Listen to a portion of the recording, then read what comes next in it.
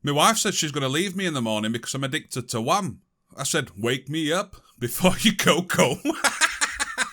Right, so hello again everybody and welcome back. A device we've been waiting quite a long time for is the Xiaomi TV Stick. And I'm interested to see if this £30 device will replace devices such as the 4K Firestick. Now if you're a streamer and been looking at getting a device like this review is going to be perfect for you. And don't forget to leave your thoughts and opinions in the comments section down below. Right, so that being said, don't forget to hit that subscribe button and let's crack on.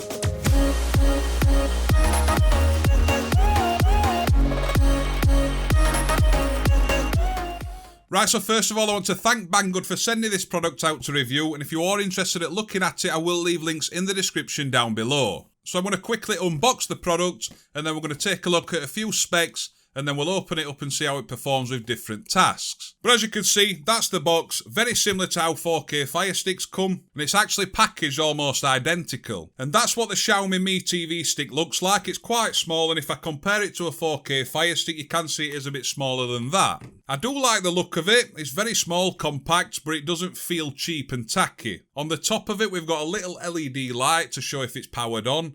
And on the side of the device, we've got a micro USB port. This is obviously to power the device on. One thing it hasn't come with is a HDMI extender. Now, as you can see, it's quite chunky on the front, and if you've got USB ports on the back of your TV that are quite close together, or you've got HDMI ports that are boxed in, a HDMI extender does come in handy because it turns it into a normal HDMI rather than something big and chunky. That may be something to bear in mind, and if it is an issue for you, this is something you will have to purchase separate. The remote that comes with it is a Bluetooth remote. It has dedicated Netflix and Prime Video buttons. It's got a Google Assistant, a dedicated power button, it's got volume control, it's got the app drawer, it's got the back button and the home button. It powers from 2 AAA batteries that aren't included, but I do like that it's a Bluetooth remote, meaning you don't have to point it directly at the device for it to work. For some reason, Xiaomi don't like us in the UK because they never seem to design a plug that works for us,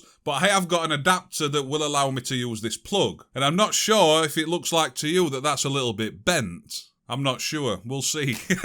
Really warm today in here. Honestly, it's really warm. Last of all, it comes with a power cable, and this is USB to micro USB. And if the plug is something that you don't want to use, if you've got a spare USB port on your TV, you can power the stick from the TV. Now, one thing worth noting is the power cable is quite a lot shorter than we're used to seeing. This is what it looks like compared to a Firestick cable, and you can see it is very, very short. I'd say it's less than a metre, which limits you to where you can actually plug it in. Now, it does come with 1GB of RAM, which in my opinion is quite disappointing, and this may reflect on the performance side of the stick. I'm expecting it to be a little bit slower than a Firestick would perform, and it may feel a little bit sluggish, but I'm not sure yet, I've not launched it. Whereas a 4K Firestick does have 1.5GB of RAM. We've got 8GB of internal storage, which is not expandable, but I will try an OTG cable to see if we can then create a USB port. Another thing that you may want to know is this is a 1080p 60fps streaming device, so if you do like watching 4K content, the maximum output is 1080p. And also with the Google Assistant feature, it allows voice control, and it allows you to control other Google devices around your home. The processor is a quad-core ARM Cortex-A53 at 1.2 GHz, and the 4K Firestick we do see a quad-core processor at 1.7 GHz. Now, although when you look at it side by side with the 4K Firestick, this may appeal to a lot of people because a lot of people don't like the Firestick layout. They think it's pretty intrusive how it pushes ads and different programs and things. And they also do think it looks a little bit cluttered. So for an entry-level device at £30 to have official Android TV, this is where it may become very appealing to a lot of people. Now obviously there's no Ethernet port, but it's got dual band Wi-Fi and Bluetooth 4.2. Although the remote is Bluetooth, you can pair up other Bluetooth devices to the stick. And although the remote, how we mentioned, it's got dedicated Netflix and Prime Video buttons, you can use Button Mapper to change which apps launch from pressing these. So at the time of making this video, the Xiaomi TV Stick is currently at £30, which in my opinion, before even launching it, is very appealing. For a device with official Android TV at £30, That's a very, very good price. But obviously in the future, the price of that might rise. And I will like to add as well, Banggood did send this product out around 2 or 3 weeks ago. It did seem to take a while to get here. But obviously with the current climate and what's going off at the moment, delivery times do seem to be a little longer, especially when you're ordering stuff from China. So now I'm going to launch the device and we're going to take a look at it, see what it can do and see how it performs. And then we will see if it's going to be the device for you. And then like I said, I'm interested to see your thoughts and opinions in the comments section down below.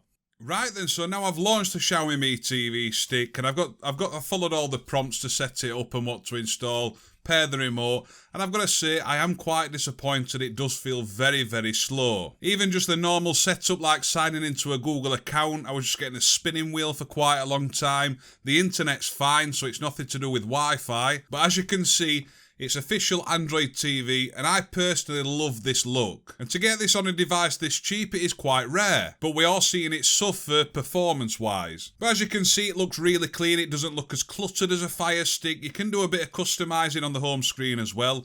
You've got any favourite apps at the top. You can add more apps by clicking the plus arrow and adding something else to it. You can also remove them by long holding the enter button. You can move them around, or you can long hold on it and click on remove from favourites, and then that gets rid of it. Another thing you can do is you see a lot more options down the left hand side, and you also see a featured section. You can go to customise channels, and then these are all the things that are showing on your home screen. If I scroll down to promotional channels, turn that off, you will see the features disappears. And say I don't want Google Play Music on there either, I could turn that off and that will disappear as well. You can move the rows around by clicking left, and then you're going to see an up and down arrow, and all you do is click on it, and you can move that category up or down. Another thing you can do is when you click the icon, it will open that app. So if I click on the Prime Video section, it will open Prime Video. It's very easy to use, very clean, very nice layout, but that 1 GB of RAM is starting to suffer. If we go into the settings section, go into the device preferences, and we go into about, what you can see is system update. Now I've already had to do an update. It prompted me as soon as I opened up the stick. The update was quite large, but I like how Android TV is always kept up to date. And whenever there is an update, it will appear on your home screen and prompt you to update your device, which I really like. You can see it is running Android version 9.0. And if we go back, we're going to scroll down a little bit. If we go to display, screen resolution, what you are going to see is display mode. And as you can see, the max display resolution is 1080p 60Hz. So like we did mention, with 4K content, it's not going to be possible at that resolution on this device. You do have HDMI CEC, so if we go on that and turn that on, you will be able to power your TV on and off. But you've also got sound, and there is volume control on here, but this is only volume control for the device itself. It will not change the volume of the TV that you have it connected to. If we go to storage, as you can see, it's purely just a streaming device. You're not going to be able to put a hell of a lot onto here. If we click onto that, you can see this 4.7 GB available from 8 GB of internal storage. Obviously, all the storage that is already taken up is by the apps that are pre-installed and obviously the operating system. Another awesome thing with Android TV is it does come with Chromecast already built in. So what we can do, if I go to YouTube on my phone, you're going to see you get a casting option at the top. So if I click on that, and I see an option for Mi TV Stick. So I'm going to click on this, and then it should cast to there. As you can see, we're casting that video across. Right, so hello again everybody and welcome back. Right, so we've got his hands on the Nvidia Shield, the tube version. And that is working really well. A lot of things you do see when you're casting your phone to your device, the audio won't sync up properly or the quality is dog shit. But that Chromecast seems to be working pretty well. So like we did say, you've got dedicated Netflix and Prime Video buttons. So if I'm going to click on Netflix, we're going to see how this loads up. And I don't know if you can see, like, it's not very fast. I'm getting a loading wheel there just from launching Netflix. Nothing wrong with the internet. You can just see how much they've sacrificed on the spec to try and cut the price and have Android TV. Really wish it had 2 GB of RAM. But as you can see, it's the full version of Netflix for Android TV, and it will play in full 1080p. If we use the other quick key button, which is Prime Video, obviously we expect it to launch Prime Video, and hopefully this loads a little bit faster, but I don't know if you can tell from watching this video, it's just a bit lagging behind. It's not as smooth as what you'd see from the Xiaomi Mi Box S, which is an Android TV box, or the Nvidia Shield and other devices running Android TV. If I compared it to a 4K Firestick, I think the 4K Firestick would feel much faster and much better at navigating. But another feature we can do is long hold the power on, power off button. And then you do get the option to restart there if that was ever a thing for you. And then obviously if we want to install any third-party apps like we do, I'm going to try Google Assistant. Downloader. I didn't know if it were ready. I didn't know. Let me try again. Downloader. So that's directing me to YouTube, but I want it to direct me to the Google Store. But we can see that the Google Assistant and voice feature does work. It's like just navigating in the Google Store. When I'm clicking on things, the install button jumps when it's getting... The little things...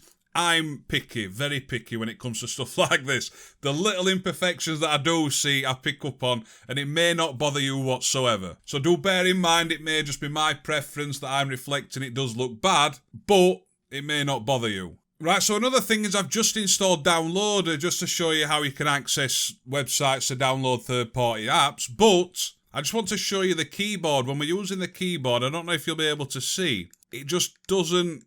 It's responding, obviously. It is working, and it is working better than a lot of cheaper Android TV boxes from China. But there is a little bit of lag there, and that's the main thing that's bothering me. So as you can see, loading Downloader, I've managed to load my website, letscrackon.org, so you're going to have no problems downloading third-party apps for streaming or whatever you use them for. And you've got no issues using this as a web browser as well. If we go into full screen mode, you've got a full web browser there. Now, I was going to try a bit of gaming on it and things, but I don't think there's any point. I've got the general idea of how it performs, and to be honest with you, I am quite disappointed. I can't quite remember how long the 4K Firestick has been released, but to say the Xiaomi Mi TV Stick has only just been released, you'd think it would try to compete with the 4K Firestick. Now, yes, you have got the added perk of it having official Android TV, but I personally think it's not very good. I don't think I'd be happy with this if I had the choice between a Fire Stick and a Xiaomi Mi TV Stick. Even though the Xiaomi Mi TV Stick is cheaper, I would still prefer the 4K Fire Stick. I really don't like how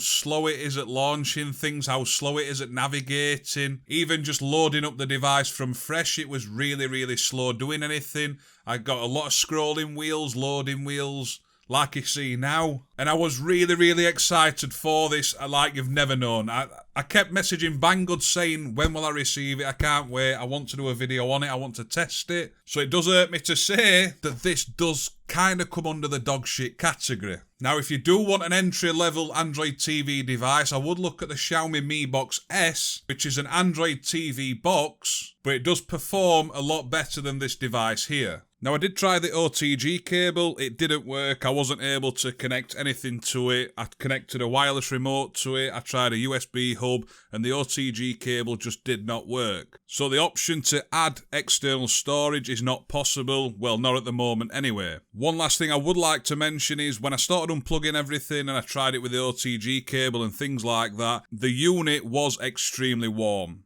I wouldn't say gonna set on fire warm, but it was just really, really hot. So that's another thing to bear in mind if you're putting it into enclosed areas. But like I said, let me know your thoughts and opinions down below. I will be interested to see them. And would you purchase this device? Which one would you prefer? And like I said, a lot of people don't like Fire Sticks in general. So would this be a device that you turn to? Or would you rather have a Xiaomi Mi Box S? Nvidia Shield, obviously Nvidia Shield's absolutely beast. It's awesome. It's got the same layout as this, a lot more responsive. It does only have 2GB of RAM though and 16GB storage I think, but it does perform a hell of a lot better. It's got an awesome processor in there. But obviously when you're doing a device for £30, you're going to have to skimp out on a lot of the hardware. I'm going to go now because I'm sweating my tits off. Hopefully this has helped you make a decision if you actually want this device or not. Like I said, I kind of like the Fire Stick. I like how it's laid out. I don't mind Amazon's launcher. So I would personally go for the Fire Stick 4K. Right.